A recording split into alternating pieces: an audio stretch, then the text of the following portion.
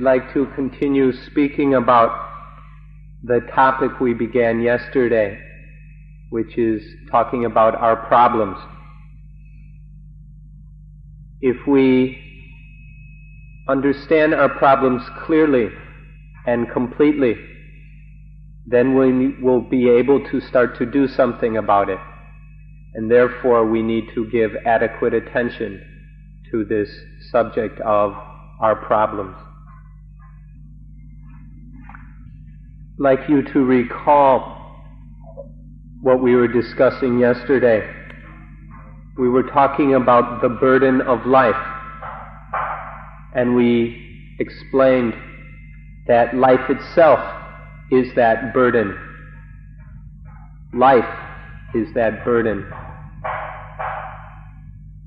And so today we would like to go into detail about how life is this burden, how life is our problem. When we talk about the burden of life, and then say that life is the burden, we have to make some careful distinctions about what we're talking about. So please listen very carefully. Pay careful attention to what we're saying so that you don't misunderstand and then go off and confuse everything. So listen carefully when we make some of these subtle distinctions. When we talk about life, we can talk about life that is a burden. But if we look carefully, we'll see that there are two kinds of life.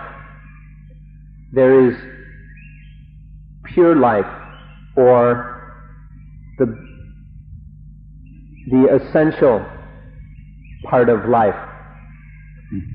And then there's a second kind of life which has something extra, something has been added, and this addition is the burden. So these two kinds of life, pure life and burdened life. You need to understand this carefully and see these two kinds of life, because most of us blur the two together and confuse them. When we talk about the pure life, life that has nothing extra added, just the essentials, we're talking about nama and rupa, or mind and body. Pure life is just mind and body. That's all there is. But with this burden of life, the life that is a burden for itself, there is something added. There is a third element added to mind and body. In Thai, this is called the duaton. In Pali, it is called the atta. In English, we might call this the soul. When we take the pure life of mind and body and add a soul to it, then there is this soul which can suffer the burden of life. This is this extra something that has been added to the pure life. By adding this soul, some people call it spirit or some self, whatever you call it, but this idea that there is some eternal substance that makes you, that makes you into some special individual, some separate personality. That soul is what makes life such a burden. So if we're wise, we learn to distinguish between the pure life of mind and body, nothing but mind and body, and the burdened, heavy life where we have added this thing called a soul.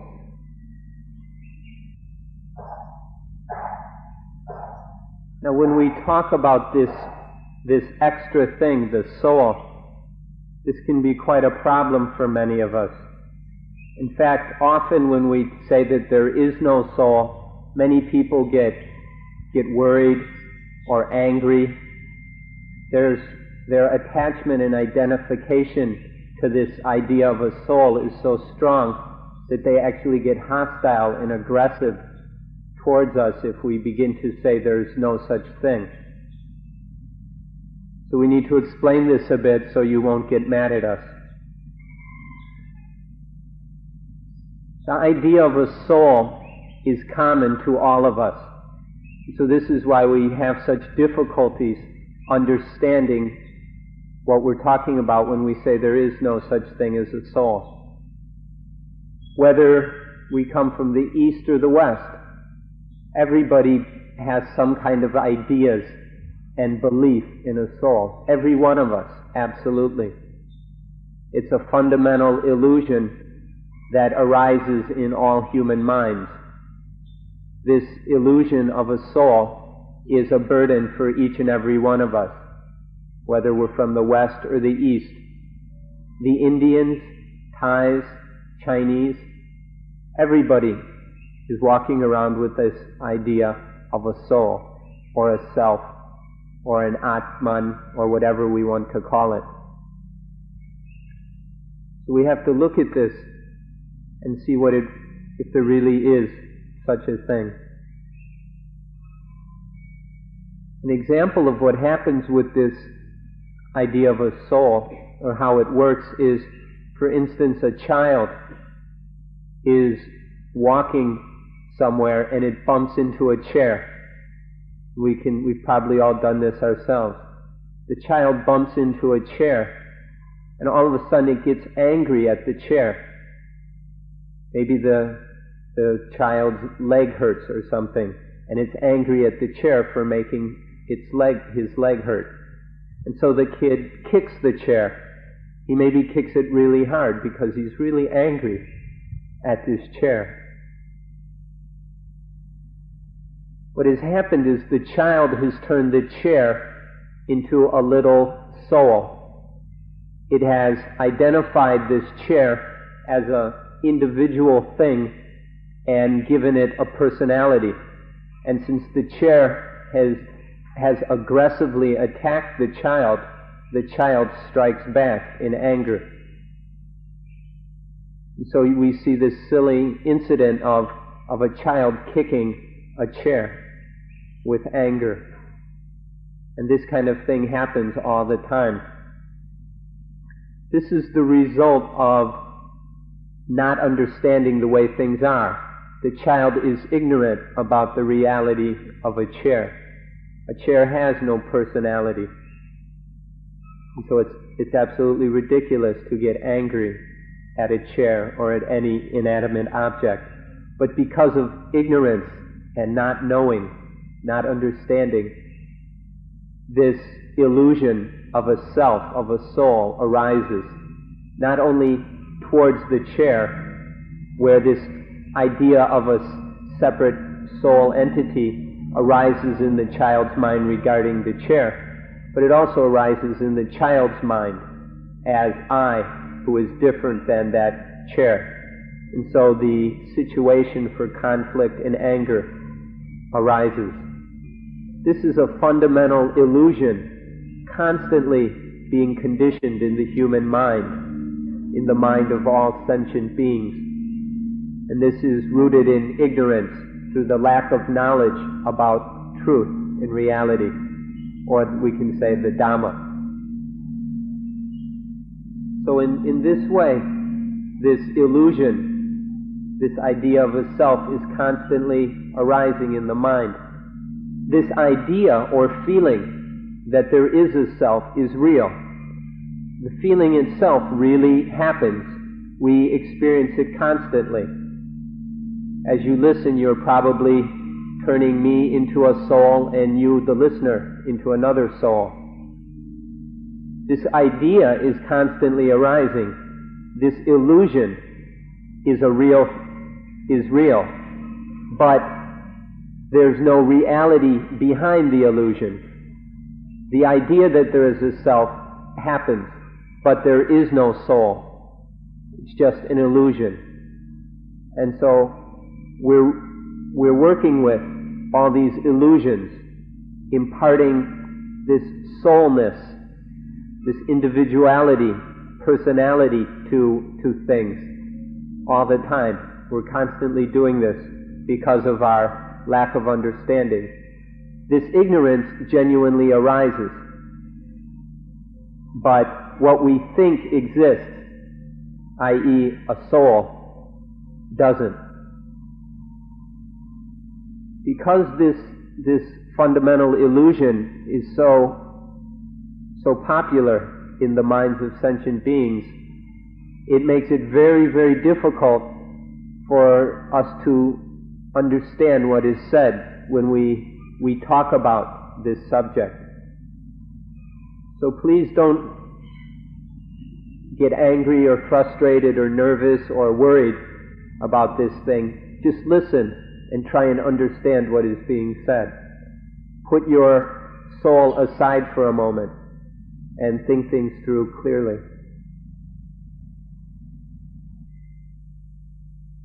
Now this soul, this idea or illusion of a soul, is something that's buried really deep in the mind. It's really stuck in there and mired in strongly. It's very, very difficult to pull this illusion out. Very, very hard to uproot it for two reasons. The first reason we touched upon is that this idea of a self or soul arises by itself. It's kind of an instinctual way of looking at things that arises in the minds of all sentient beings. As we explained with the example of a child who gets angry at a chair.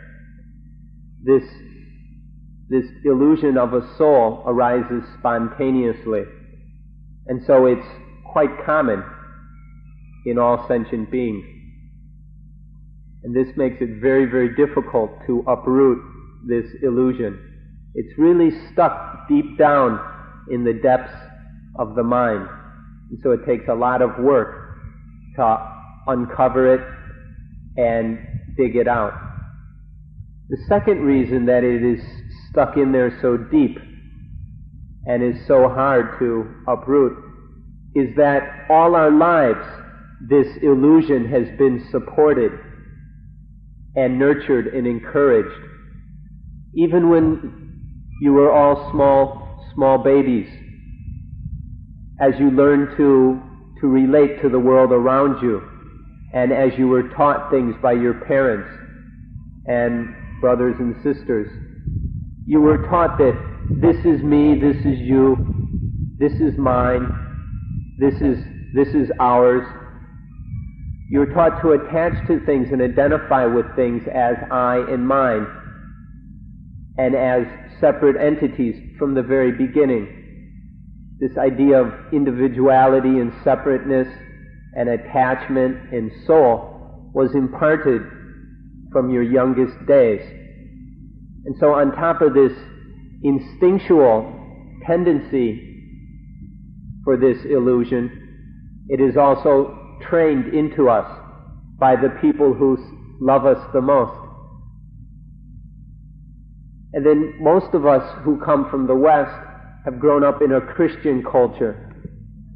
And in this Christian background, this illusion of a soul is pounded in even more deeply, more tightly.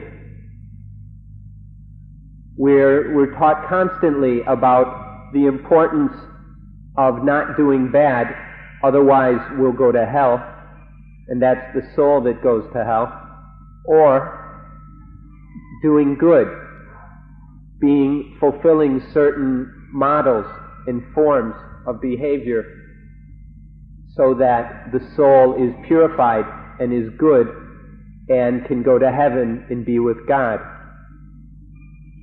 This idea of a soul is constantly reiterated in the Christian teachings, and so it is very deep and strong within our minds. In fact, even though many of you may have do not consider yourselves practicing Christians, or you may feel very alienated from the Christian tradition. Even so, you manage to cling to this idea of a soul. You may have rejected Christianity, but you haven't rejected this illusion of a soul. So in these ways, this idea or feeling of a soul is very, very deep and strong.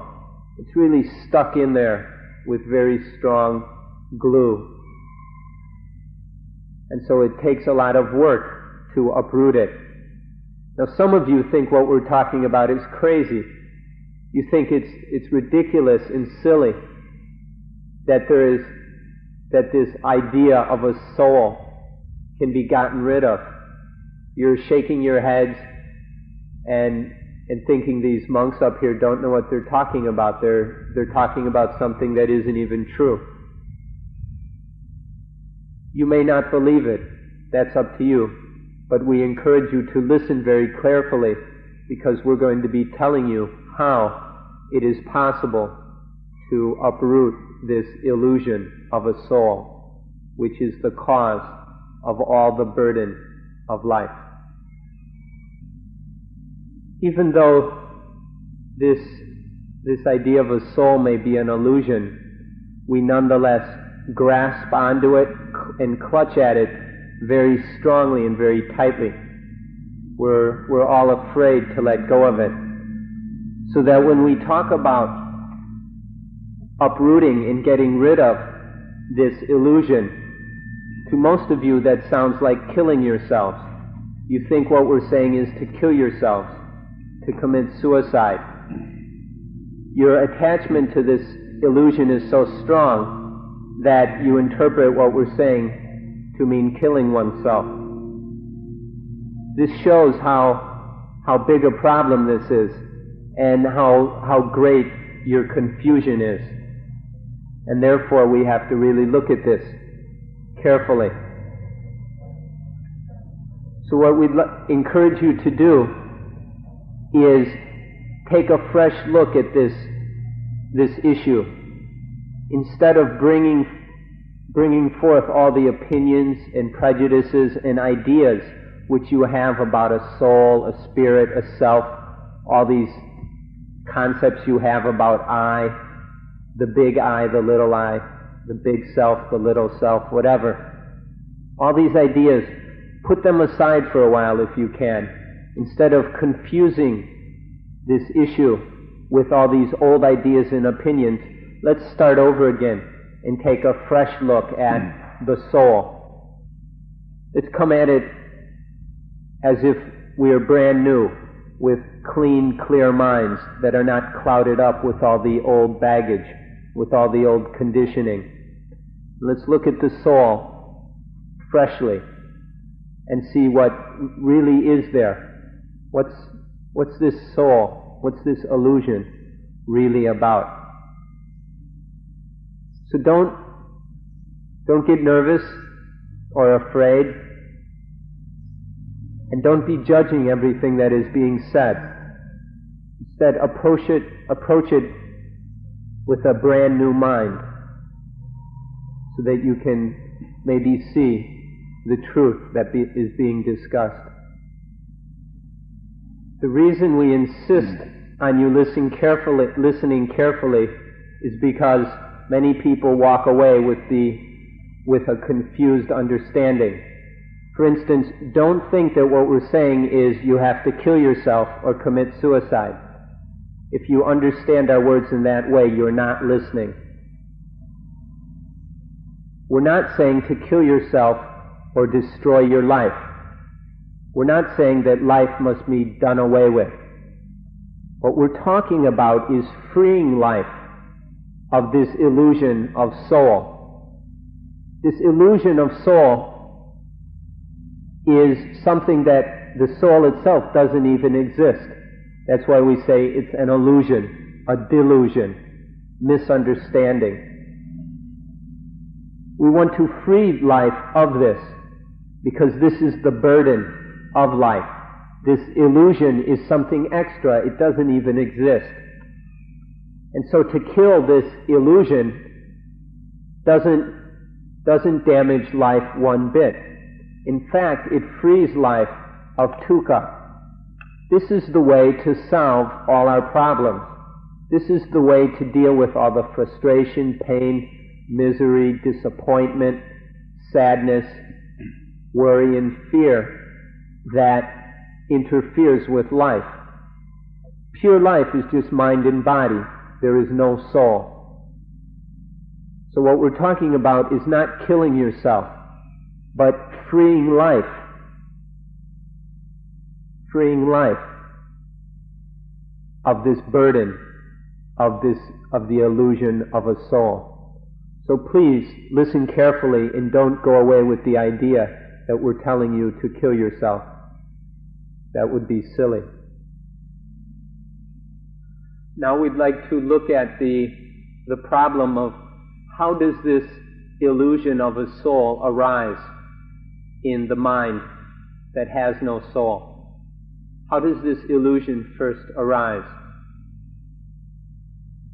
The fetus in its mother's womb, before birth, that fetus has no conception or ideas about a soul. But then there is birth. The fetus is born as a child. And then that child its sense organs will begin to function. We mentioned yesterday the ayatana.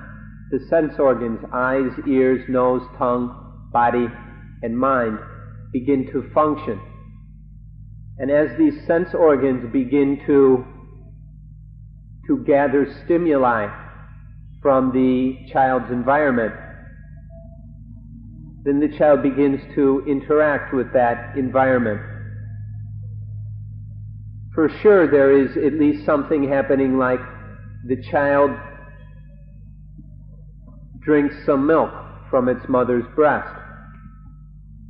And there is this taste experience. The mouth of the infant tastes the milk, and it likes it. The milk is pleasing, satisfying, enticing. And this gives rise to the Vedana that we spoke about so much yesterday. The infant, this good tasting milk, the milk tastes good. It satisfies the infant's hunger. That's an experience. And then the mind of the infant is drawn towards that taste in a positive way, and this is the pleasant feeling, the pleasant Vedana that causes so much trouble.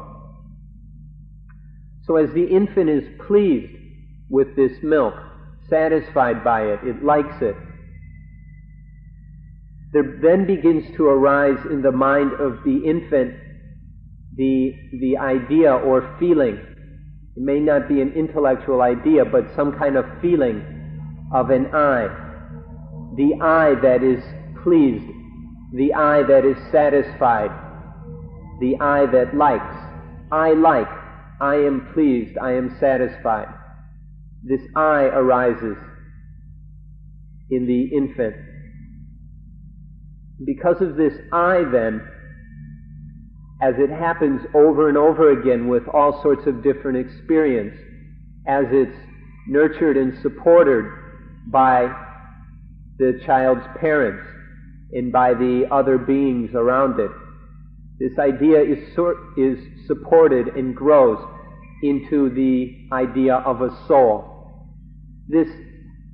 At first, this idea of an I just arises and passes away with these different feelings, with the attachment to these feelings. But as this happens over and over again, it becomes a habitual way of relating to life. And so the I no longer is something temporary, but it grows into what we call a titi, or a view. When we use this word view, we don't mean a flexibly, loosely held opinion. We're talking about a deep-rooted bias and prejudice of the mind that is very stubborn, very narrow-minded. The mind is unwilling to look at this view with any objectivity. It's completely absorbed into this view that there is a soul. So in this way, the illusion of a soul arises and becomes a view, a deeply ingrained habitual bias that everything is seen as a soul. This view cannot be challenged. It's clung to so strongly that the mind will not challenge it. It will not listen to reason. It will not even observe this situation carefully because it's clinging to it so tightly. And that infant or the child, as it grows into an adult, just solidifies and ossifies this view more and more. It believes it, it's sure of it, it thinks always in terms of a soul, and there's no way that any truth can shine into the situation. So this is how the idea, the illusion of a soul arises in the newborn's mind. Originally the mind is free of this, but then through experiencing sensual activity, the pleasant feelings condition the sense of an I, and then this I becomes habitual, and then we are left with the illusion, the view, which colors all our ways of looking at things, this view that there is a soul. And this is how we make the soul, which does not exist, becomes a real thing in our minds. There's no such thing as a soul, but this view of a soul becomes something real. And then it's a burden of life. Now once this I arises, there immediately and automatically follows the sense of mind. There is first the illusion of I, and once this is established, there follows the illusion of mine. And then from the mine, there is the illusion of myself. There's the I, the sense of possession, of possessing, and then the myself, the things that we possess, that we identify with and attach to as mine. These three things together we call upadana. Upadana is a Pali word we can translate as attachment or grasping and clinging. And there are many different words which flesh out the meaning of the word upadana. So this attachment to I leads to the attachment of mine and of myself. And in this way, all sorts of things become burdens to the mind through this attachment, this clinging to things as I and mine. This is the problem of life, is that because of the Vedana, some experience gives rise to a pleasant feeling, and then this leads to the sense of an I, and the attachment to things is mine. So with the infant, there is the pleasant feeling, the infant is pleased, and then within the infant's mind there is I am pleased. And then the attachment to that feeling as my feeling, my pleasure, my happiness, my satisfaction.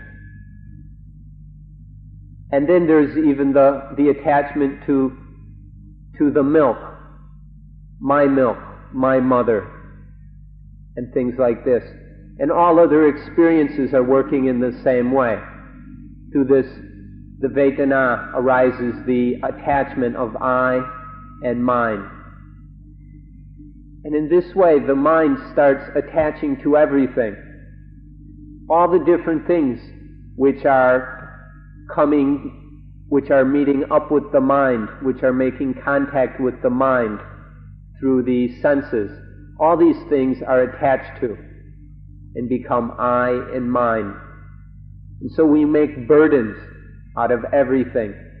We turn everything into an illusion of self, that is either I or belongs to me. And things get heavier and heavier, and life becomes more and more burdened down with all this unnecessary illusion and attachment. It gets so carried away, in fact, that we not only attach to the pleasant things, to the nice, satisfying experiences that happen, the mind also goes and attaches to the unpleasant things. I hurt, I am sick, my pain, my disease, my death. This becomes so habitual, all this attachment. The illusion is applied with all sorts of experience, whether pleasant or unpleasant. And so many of us get so carried away with all this that we even start talking about my world. We go and attach to the entire world. We claim the whole thing to be mine. This is how this whole process gets really carried away, and how our pride and ego really know no limits in this illusion and attachment to everything, to the point that we even think of this as my world. And we think that everything in my world belongs to me. And thus we make a burden of the entire world and everything in it. Take a look at all this. Look at it clearly, without any prejudices, and see if this isn't what's been happening.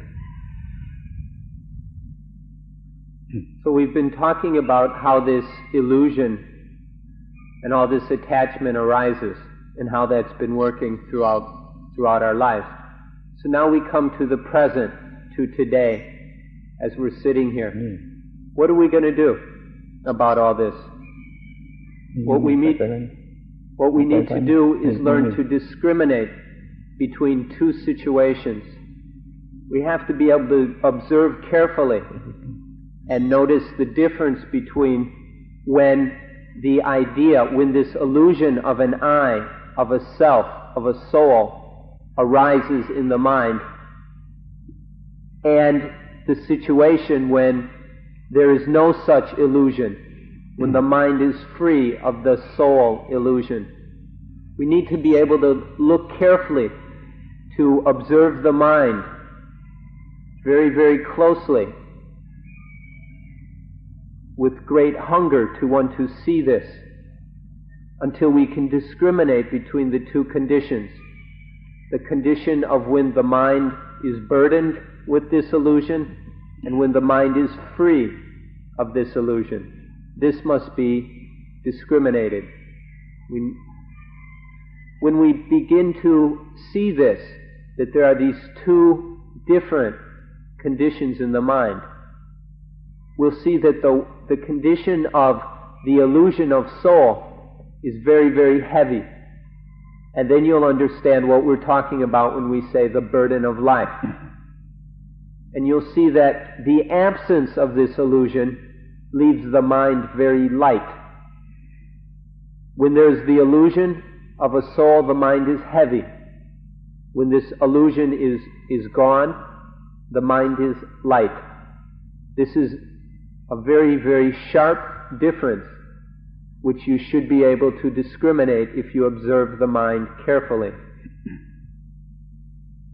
Then you'll know the big difference between life that is pure and life that is burdened. The life that is pure and free, because this illusion of a soul is not there anymore. Once we begin to be able to discriminate these two conditions, then we'll be able to watch and see how it is that this illusion arises. It's always coming and going. In the sentient being's mind, this illusion comes and goes. And so we can be able to begin to see how this happens. We can observe it carefully if we really want to know how it is that this works. Then we can see and understand how this illusion arises. See where the soul comes from. You can see it. You don't have to believe what we're telling you. You can see it for yourself. And then once you understand where this illusion comes from and how it is that it arises, then you'll be able to know what to do about it. Then you'll see what must be done, how you must practice in order to eliminate, to pull out and uproot this illusion. So what we need to do is we have to begin by observing very, very carefully, with very strong motivation. You have to really want to see this because it's subtle. And if you don't look carefully, you'll miss it all, as you've been missing it all your lives. So we need to begin by looking very carefully so that we are able to discriminate between these two states. When the mind is burdened by the illusion of a soul, and when the mind is light and free, at ease, peaceful and clear, because there is no illusion of a self or a soul. This self or soul is the first burden. Today we're talking about the burden of life.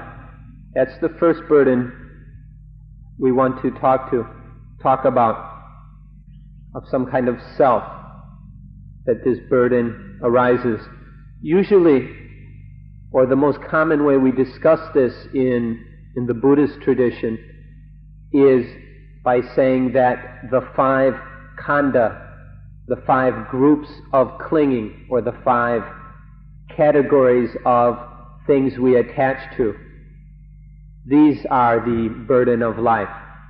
So this is another way of talking about attachment or the I. These khandhas are the different things that we identify with as I or mine.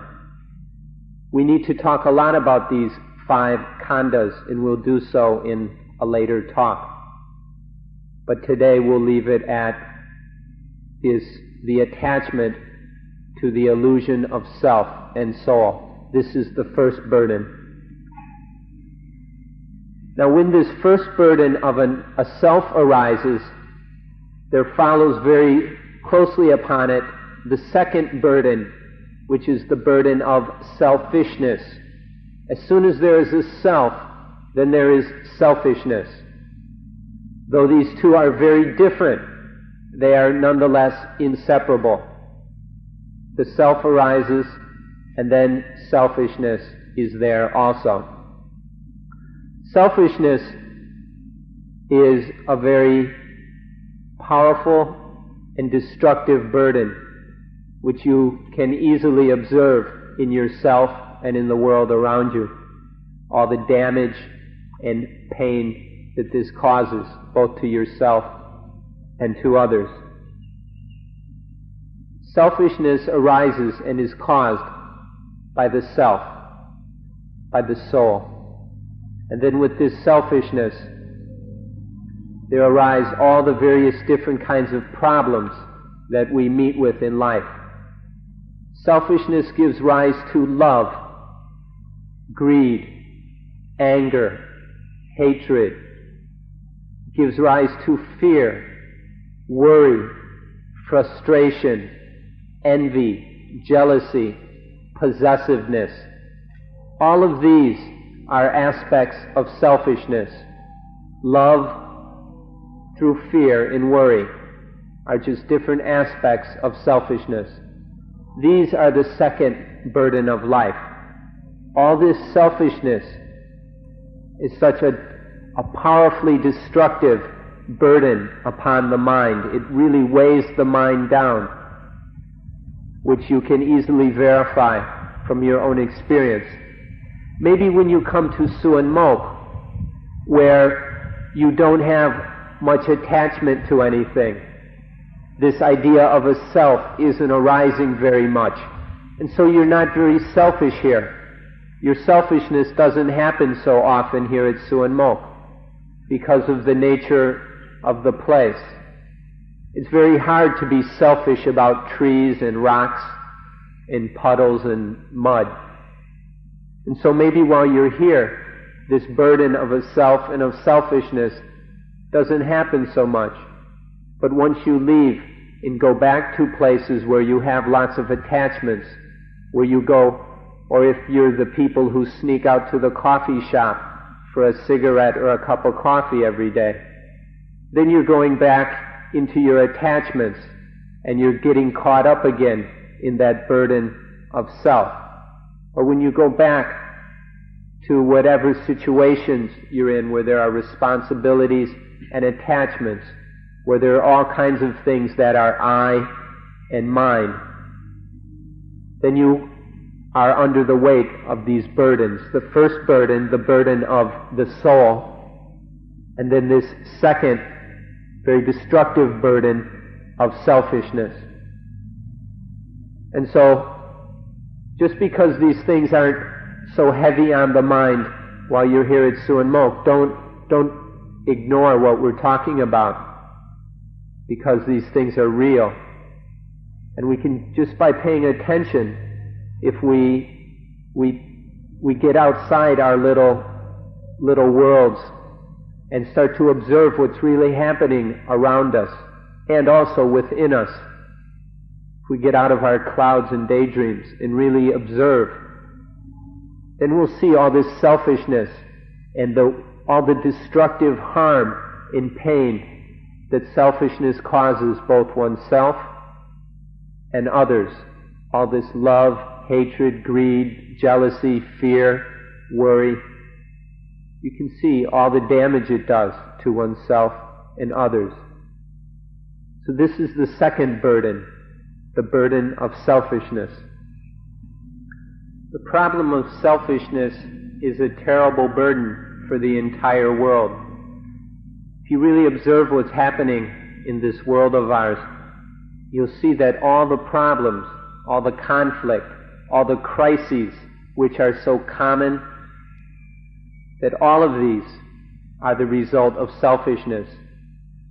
Many of us come to Asia to get away from all the constant sense of crisis and problems that we've met with in the West.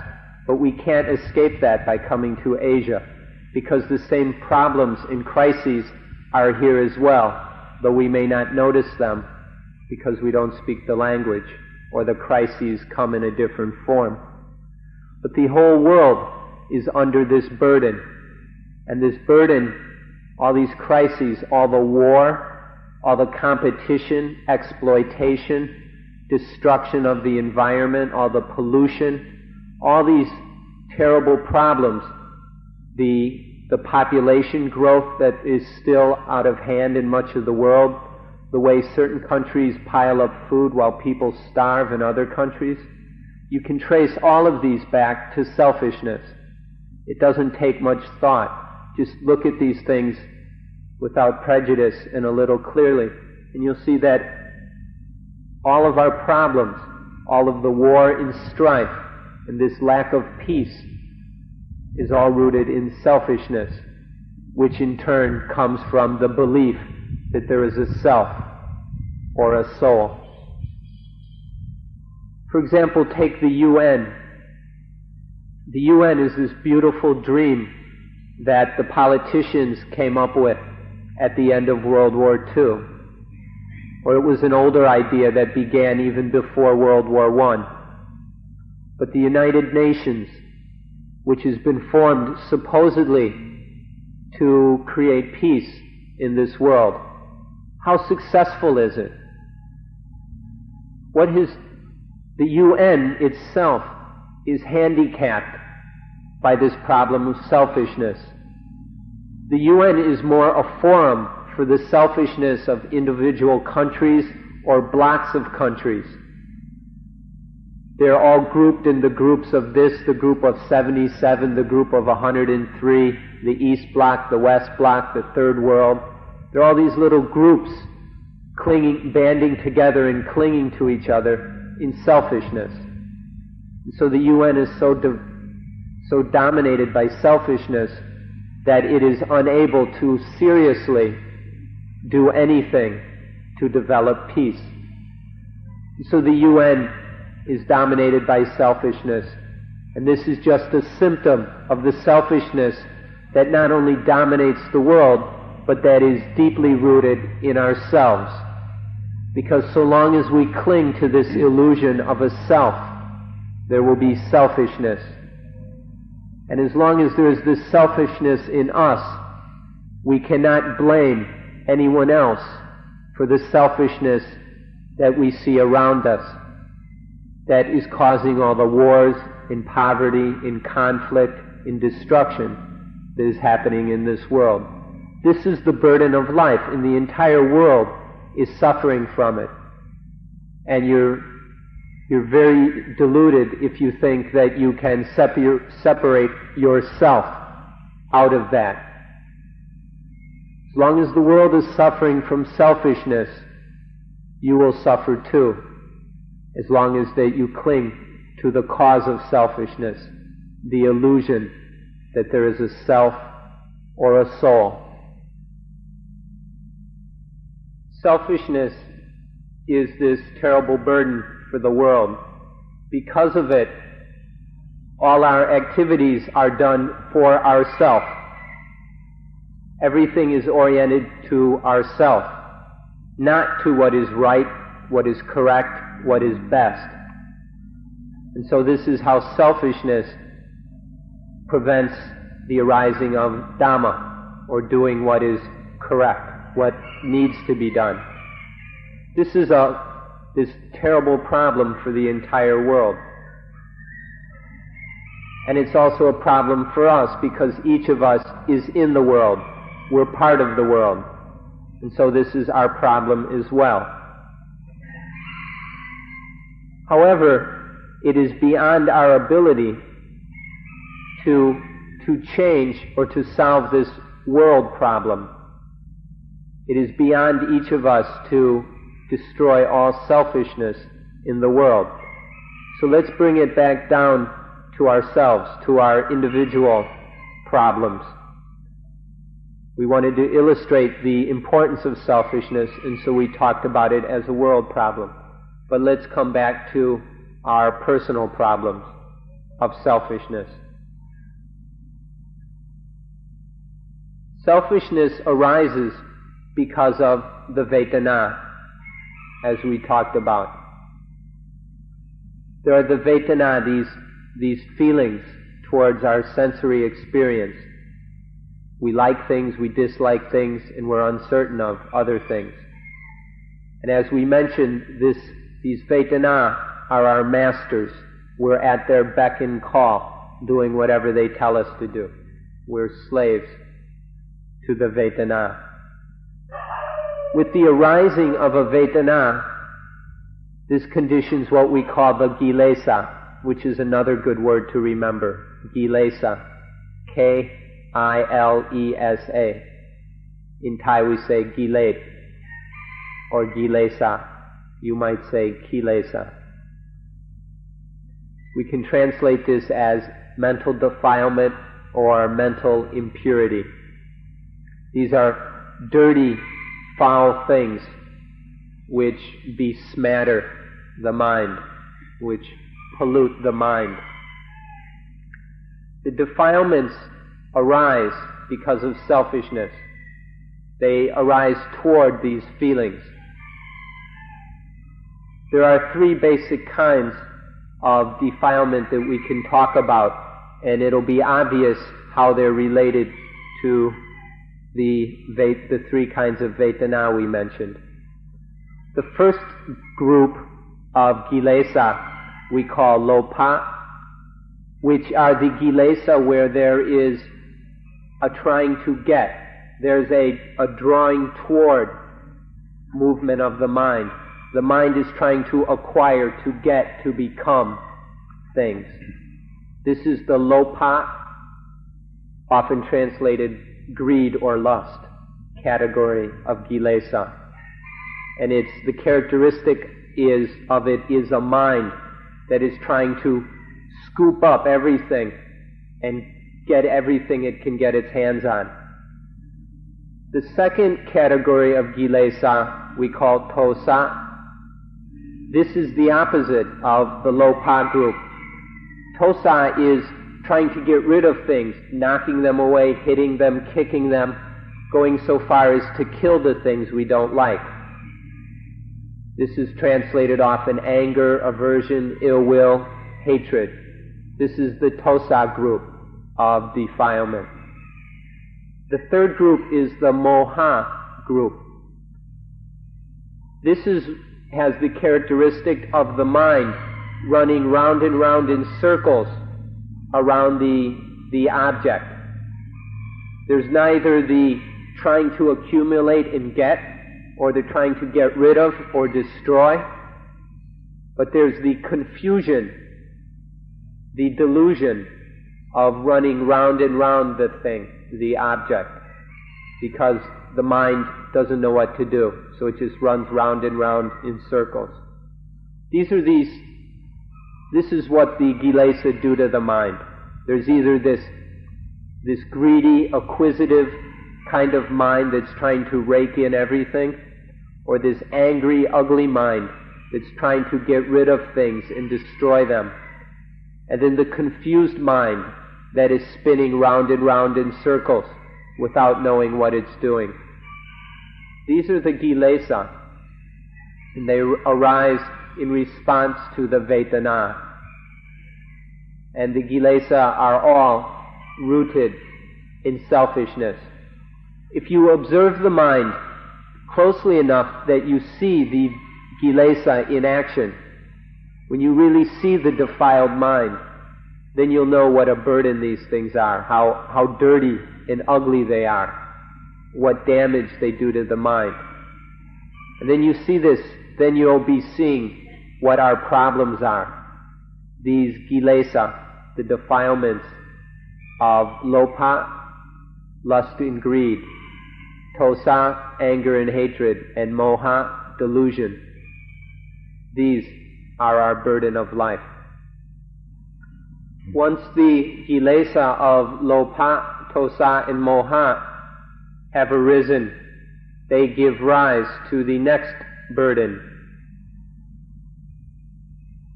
There's the word kilesa, which means defilement. And every time one of these defilements arise, they leave a little something behind. They're like pigeons. They always leave something behind. And what they leave behind piles up in the depths of the mind. And this pile of dirt and filth that is left behind by the defilements, we call in Thai, anutsai, or in Pali, the anutsaya.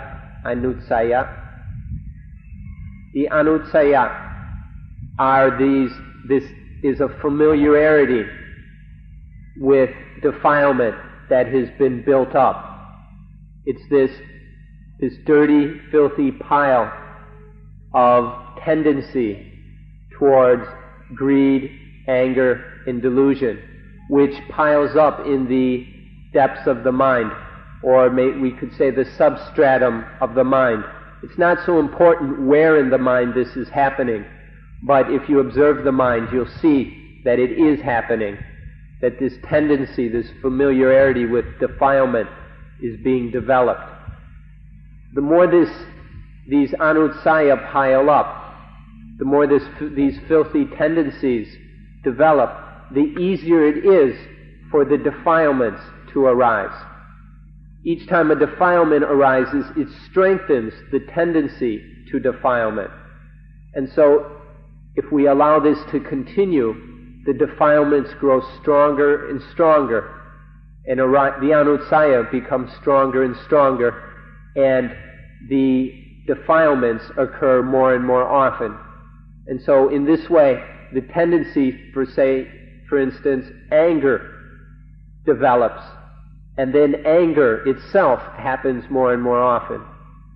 So these kilesa are one burden, and they cause this other burden of the anutsaya, this familiarity with impurity and defilement which can develop. And then because of these anutsaya, they in turn can cause further kilesa. And this is how this whole problem of this burden can develop. If you really watch it and observe it and experience it, instead of trying to run away with it, deny it, or convince yourself that, oh, I never get angry, I'm never greedy, I'm never confused or stupid. If you begin to face these things, then you'll really see what a problem they are.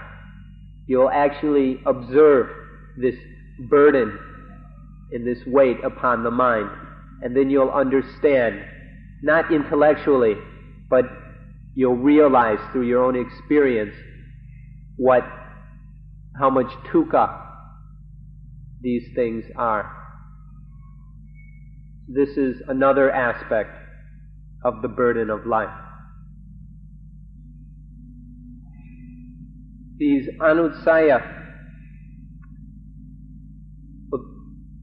take a look back over your life and take a guess at how many times the kilesa have arisen. How many times have you been angry or greedy or confused? How many times has this happened? That's how much and how strong the anutsaya are. That's how strong your habitual kilesa are. Can you even guess how many times the kilesa have arisen throughout life? It's as if we had a big jar for storing water, and water dripped in it, one drop at a time. And after all these drops, the water in the jar begins to become more and more, and the jar begins to fill up. Each drop is a kilesa, and it begins to fill up the mind,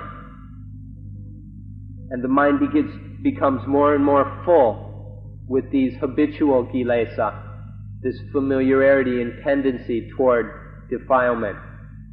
Now imagine there was a leak, a small hole in the bottom of the jar, but the jar is filled up with a lot of water. Well, the water would leak out very quickly and easily through that small hole. In fact, it would shoot out because there is so much pressure. So as the defilement deposit all these anutsaya, and it builds up, there's this pressure which will shoot out through these little holes. That's what a burden the anutsaya are. These habitual defilements are this kind of burden and dukkha, because as they build up, they develop this pressure, and then that pressure shoots out through the cracks in the mind. This aspect of the burden of life needs to be observed. So through the arising of defilement, the tendency or familiarity with defilement piles up. Then whenever there is some sense experience, this can open up a leak in the mind. Whenever there is some sense object making contact with the mind, this can open up a small hole, and then the anutsaya can shoot out through that hole, and in doing so they become that becomes defilement again. So in this way, the Anussaya shoot out. There's a special name for this kind of defilement that is shooting out through these gaps these small leaks in the mind that are opened up by sense objects. These are called the asava. Asava means flowing outward, flowing out. So there's this flowing out from the Anussaya. This is called the asava, and it results in the same old defilements arising. And as this happens, it's just perpetuating this circle, a vicious circle of defilement. Defilement arising, defilement piling up as anussaya, and then flowing out as asava, becoming defilement again, which further strengthens the tendency, which further builds up the pressure, which increases the amount of outflow, leading to more kilesa. And so this, if we allow this to go on forever, it just gets deeper and stronger and filthier and heavier, and causes more and more dukkha for the mind. It's like being caught in the middle of the ocean and being spun round and round in some gigantic whirlpool. Just going round and round in all this defilement, and all these tendencies, and all this outflow. It's like being trapped in the ocean in some great whirlpool, being always spun round. Does that appeal to you? Is this kind of life the kind of life you want to lead? Or is it frightening? Is it fearful? Is it ugly? This is something you ought to consider. Now that you've had a description of how the kilesa, anussaya, and asava function, imagine what would happen if there was enough mindfulness, sati, and wisdom, panya, enough mindful wisdom to prevent that outflow of the asava, so that when some object makes contact with the mind doesn't follow the tendencies that have built up, but mindfulness and wisdom stops that tendency towards defilement. And so in that circumstance, the asava don't flow outward, and then the kilesa don't occur. It's as if with that jar, instead of allowing things to make leaks in the jar so that the water will squirt out, we use sati panya to plug those leaks. Every time something comes up to start a leak, sati panya stops it. And so there aren't any leaks developing in the jar. In this way, what also happens, it's as if in the same time we start to empty the jar of the water that has built up. So what is happening by using mindfulness, mindful wisdom, it not only, it prevents this outflowing of the asava, and it lessens, it weakens, it diminishes the tendencies, the anussaya. So in this way that the deposits of anussaya begin to get cleaned up. And as they weaken, there is less and less of a tendency to defilement. The defilements arise less often. And in this way, this process can be reversed through sati panya, mindful wisdom, or we also say sati sampajanya. Sampajanya is wisdom in action, applied wisdom. Through sati sampajanya, mindful wisdom in action, the asava are prevented, and the anutsaya begin to dry up. If this is continued diligently, the anutsaya can be completely cleaned up, so that there's no more of this filthy water left in the jar. It can be all pumped out and gotten rid of. In this way, there are no more outflows, no more asava. And the way when the asava are ended, that's the meaning of being perfected. We talk about the arahants. The arahants are the perfected ones, minds that have completely shut off the outflow of the asava. This means that no more kilesa are arising. All the tendency to defilement has been cleaned up. And the mind of a perfected one is completely free of defilement. This is a kind of mind that is completely dropped, just let go of, tossed away, and refuses to have anything to do with the burden of life.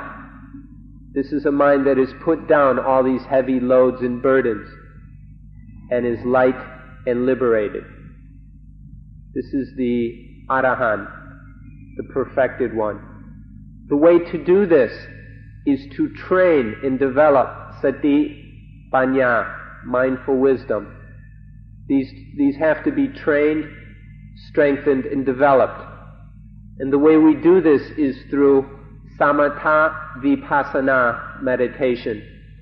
Samatha means tranquility. It's the aspect of meditation by which the mind is calmed.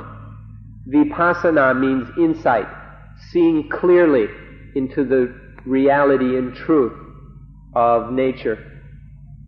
Vipassana is the knowledge aspect, the development of wisdom aspect that happens in meditation. Sometimes we just say vipassana, or sometimes we say samatha vipassana. It's a way of describing meditation. If we just say vipassana, it still includes the samatha aspect, the tranquil, calming aspect. Otherwise vipassana will not occur. So through vipassana meditation, mindfulness and wisdom, or wisdom in action, are developed and trained so that they can be used to clean up the anutsaya and stop the asava from flowing outward into defilement. This is why we practice vipassana, to develop mindful wisdom. So let's go back and summarize this whole mess that's going on. It's all rooted in the illusion of a soul, this belief in some I, and the attachment and clutching to this I. All this mess, all these problems, this heavy burden upon life, all comes from the I. Because of this soul belief, because of this concept of I and the attachment to it, there arises selfishness, the second burden. Because of the burden of selfishness, there arise the defilements, a third burden.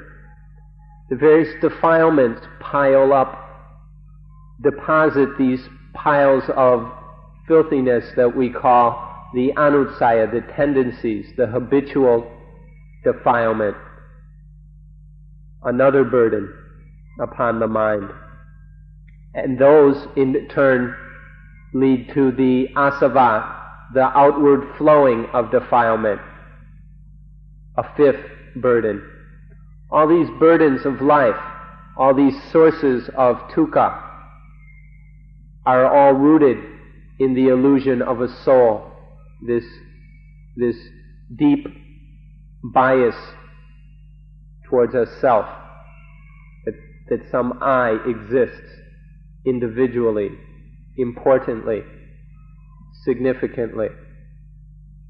This is the root of the whole problem. And so all this mess, all this filth, pain, burden, and weight can be cleaned up and dropped. We can just let go of it all by learning how to pull up that illusion of self, to cut off this illusion. When we talk about this, we always like to use the symbol of Christianity. We find this symbol very inspiring and appropriate. The Christians have taken the cross as their most important symbol, and there's a lot of meaning in this, very deep and profound meaning, though many Christians may miss it. But if we look at the cross, the upright is the eye, and then the crossbeam is the cutting of the eye. So there's this illusion of a soul, and then there's the cutting off, the cutting through, the destruction of that illusion. This is the meaning that we see in the cross. And this symbol of the cross is perfect as a symbol of what spiritual practice is about. In fact, we'd like to go so far as to even boast a little bit and say that Buddhists are better Christians than most Christians, because the Christians have this symbol of the cross, of cutting off the eye, but many of them aren't even concerned with this problem of the self and the soul. And instead of trying to carry through with the meaning of this symbol and cut off the eye, instead we often see Christians strengthening the belief in a soul, building up this illusion of an eye. But Buddhists are always trying to cut off and destroy this eye. And so we Buddhists are really making use of this symbol. The cutting off of the eye, the destruction of the illusion of self. This is how to drop all these burdens, to free the mind of all the dukkha, all the heavy weight, which is making life less than it could be. Cut off the eye. Use the cross as the symbol of your life in practice. Cut off the eye, and you will drop all the burdens of life. You'll clean up all this mess of selfishness and defilement by following through with this symbol of the cross. So we've been talking about the burden of life and explaining how life becomes the burden. If you've been listening and have observed life as it's occurred to you, as you have experienced it, then you'll begin to see the truth of what's being said. Life becomes the burden because of this I, this self, this illusion of soul. This extra weight is stirred up and imposed upon life. And then as selfishness, as the self and selfishness in this vicious circle of the defilements, as all these things go on and are conditioned, these dominate life. And so the life as lived is nothing but selfishness, and defilement. And in this way, life becomes the burden, because life is made up of just these burdens. And so this is how life becomes the burden. We've been trying to explain this. We mentioned earlier that life free of this burden is just pure mind and pure body, which is pure mind and pure body. That's the life that is free, at ease, clean, clear, bright, light. It is not burdened with all these problems in weights and dukkha of the self, of selfishness and defilement. If we talk about the mind and body, the mental aspects of what we call life and the physical aspects of life, we can, with the body, it's quite simple. The body is nothing difficult. Modern science has been able to analyze it in much more detail than is necessary for our purposes. So the body aspect of life, this physical, material aspect of life is no problem for us in understanding. But the mental aspect is much more complex. Where this body, there's basically one body, it's always changing, but there's this body throughout from birth until it disintegrates at death. In that period of the body's lifetime, there are innumerable minds arising and passing away. So when we talk about the mental aspect of life, the mind, it's much more complex. Our usual way of talking about the mind is to talk about the four different functions of mind that we can distinguish. So life has this material aspect, and then it has these four mental aspects, which we'll talk about. When the mind functions in a way that is knowing and experiencing the Vedana, which we've talked about more than enough, this is one function of mind, the Vedana, the knowing and experiencing of the Vedana. The next aspect of mind is called Sanya. This is the mind functioning in the way of perceiving, of discriminating and distinguishing things. It also is the aspect of mind that includes memory. So remembering, recollecting, perceiving, distinguishing, discriminating. This is the second mental aspect, Sanya. The next aspect is called Sankhara. This is the thinking, the process where the mental function where different things are stuck together, are conditioned. This is the thinking, the stringing together of ideas. Or it can be the emotions, your sentiments, which are a different kind of conditioning, of formations happening within the mind. This is called Sankhara. And then the fourth mental aspect is called Vijnana, which is the aspect of mind that knows the sense objects through the eyes, that is sights, forms and shapes. It knows the sounds. It's the aspect of mind that knows smells, tastes, touches, and all the various things that happen within the mind itself.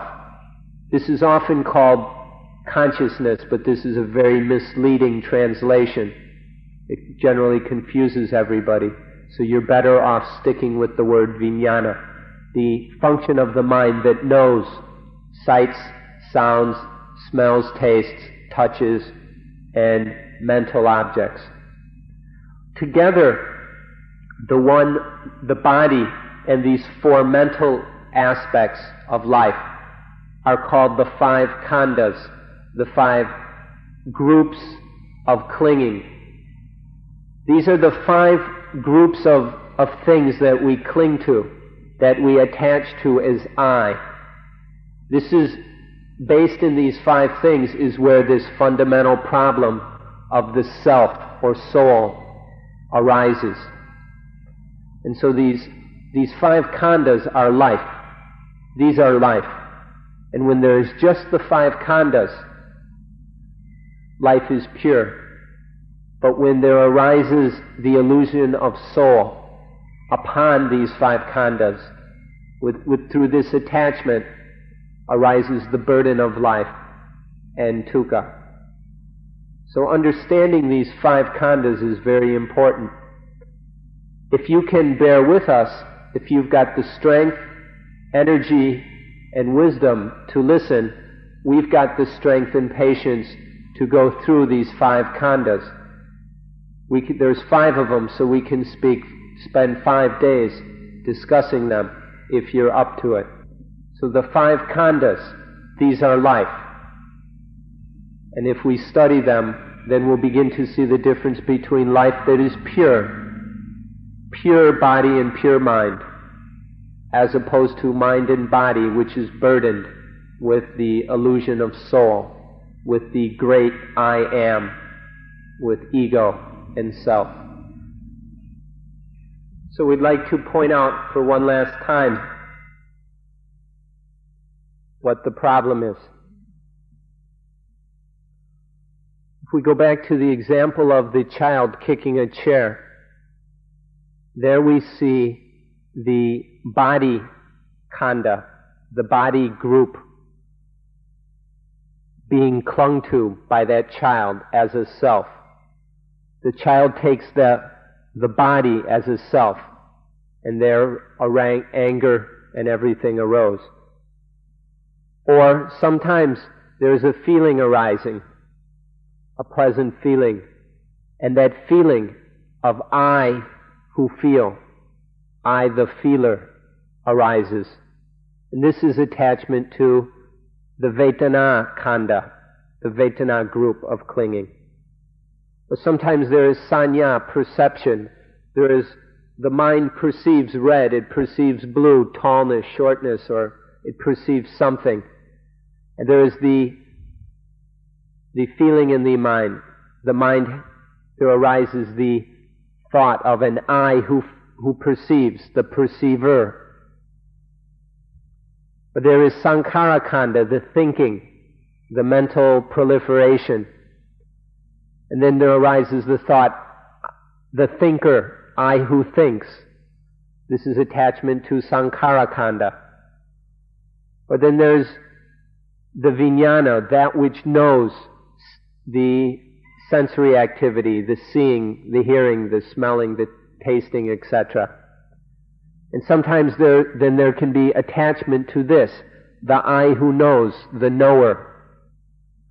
And so on these 5, this is how these 5 khandas, body, feeling, perception, thought, and knowing, sensory knowing, how these 5 can be bases for the arising of the self.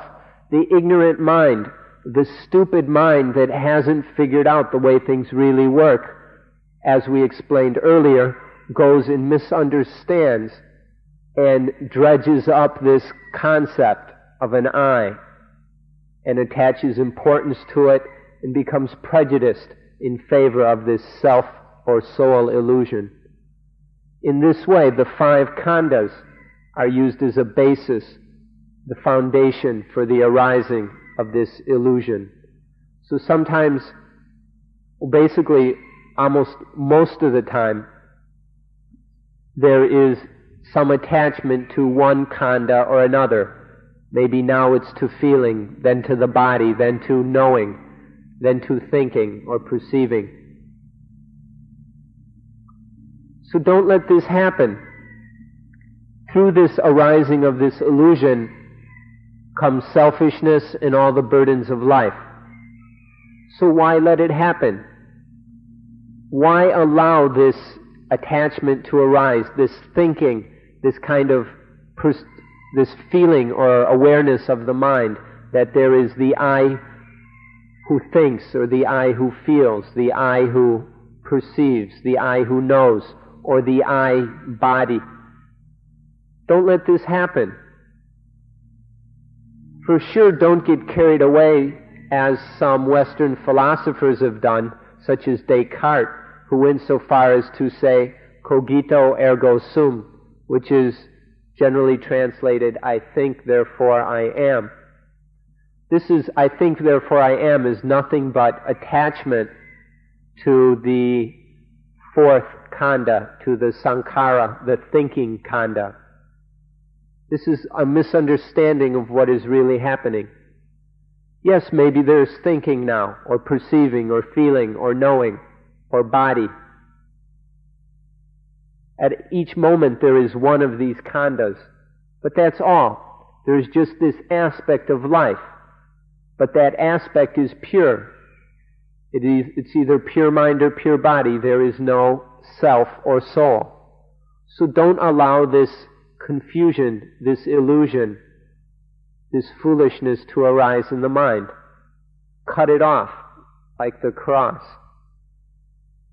Don't let it happen, and then the mind will be pure, life will be pure and light and free of all these burdens and dukkha. So this is the essential problem. We've been discussing what our problem is, the burden of life.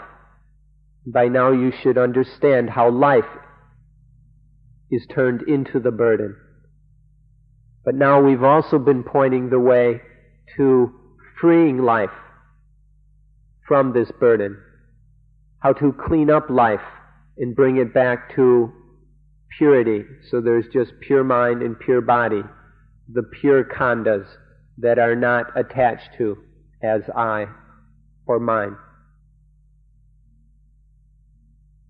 That's enough for today. We will end the talk here. See you again tomorrow. Thank you.